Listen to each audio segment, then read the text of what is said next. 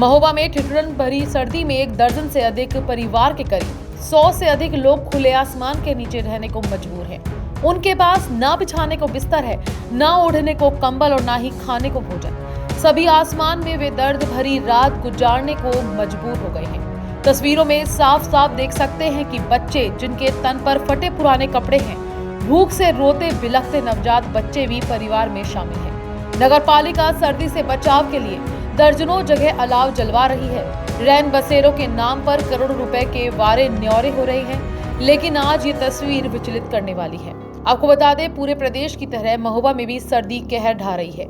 सरकार ठिठुरन भरी सर्दी में कोई खुले आसमान के नीचे रात न गुजारे, इसके लिए जगह जगह अलाव जलाने और रैन बसेरों में रहने के इंतजाम कर रही है। बावजूद इसके महोबा प्रशासन लापरवाह बना हुआ है।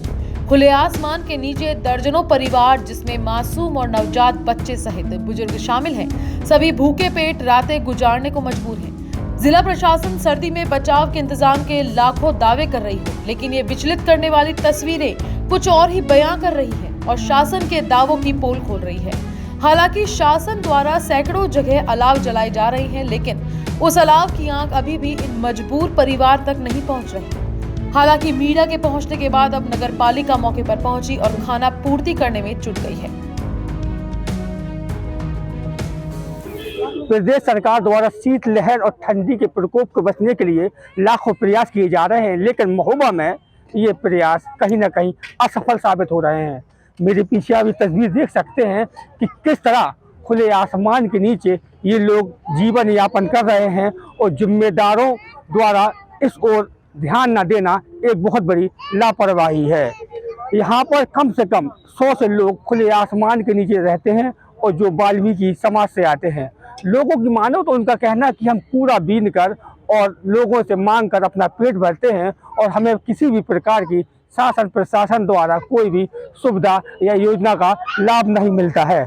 कहीं ना कहीं ये तस्वीर उन अधिकारियों के लिए एक तमाचा साबित हो रही है, जो दम भरते हैं कि हम लगातार महोबा में रहने वाले लोगों को सरकार की योजनाओं का लाभ दे रहे हैं।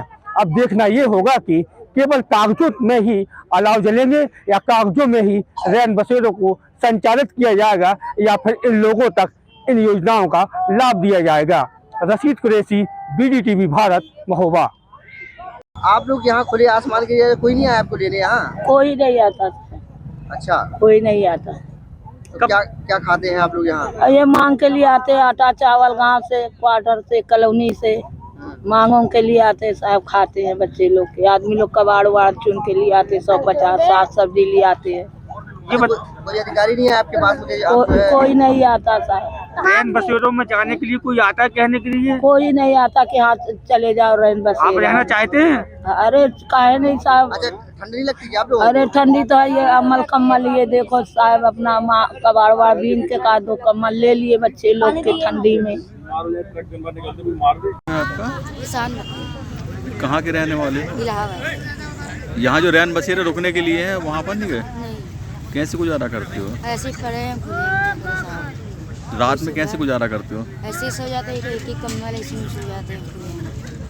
कितने लोग हो तुम लोग? हम लोग इतने जने हैं। पूरा कितने लोग हैं मतलब सब? यहाँ तो इतने लोग हैं और कबाड़ा भी नहीं गए हैं ना बेटा।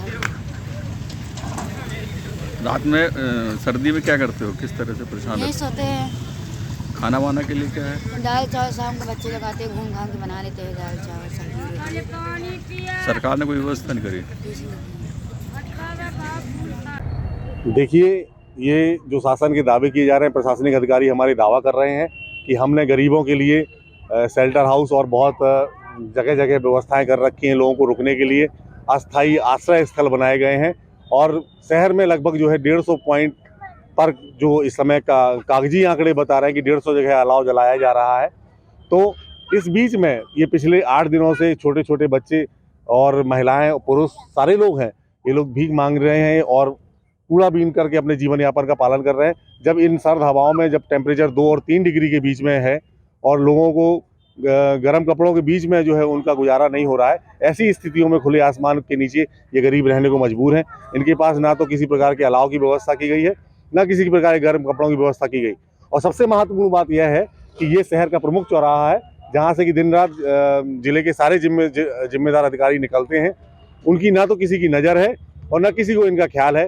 इन गरीबों के ऊपर ना तो किसी को रहम आया है और इनको जो है अपने हिसाब से जीने मरने के लिए छोड़ दिया गया है। अभी देखा गया कि चावल खा के काम चला रहे हैं वो लोग। ये तो जो है हमारे व्यवस्था पर एक बड़ा तमाचा है कि जहाँ पर गरीबों की स्थिति, जो ज़मीनी स्थिति है, वो दिख रही है कि जो बच्चे हैं वो चावल भर खाने को मजबूर हैं।